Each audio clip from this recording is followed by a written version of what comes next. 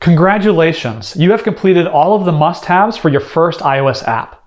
Bullseye is now fully playable and has the core interface and gameplay logic complete. We now have a minimal viable product, or MVP for short, that we could ship or send off to some testers for some initial feedback. It has been quite a journey to get to this point.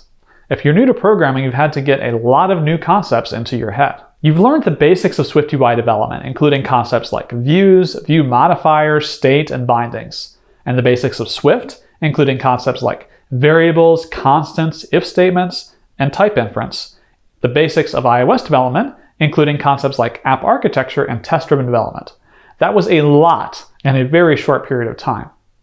But you did it. You made your first app and you learned so much along the way. If you're new to programming, I don't expect you to have understood 100% of everything that we did, especially not the parts that involved writing Swift code. And don't worry, we go over that in great detail in the next course and those that follow in our iOS and SwiftUI for Beginners learning path. For now, all that's important is that you're getting used to using Xcode and SwiftUI, and you're learning the basic concepts like instances, methods, and variables. You've got some good momentum learning iOS and Swift development, so let's keep this going. You can review the episodes from this course for as long as you want, for free, and I very much encourage you to do so. But if you want more from us, we're here for you.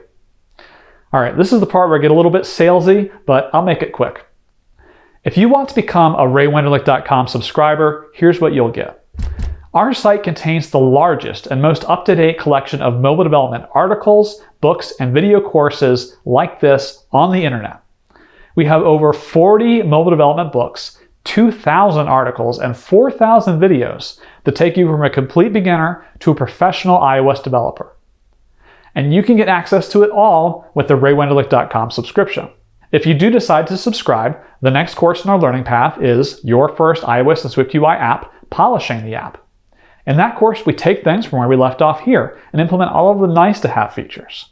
Basically, we go from the app in the upper left to the app in the lower right. Pretty awesome, huh?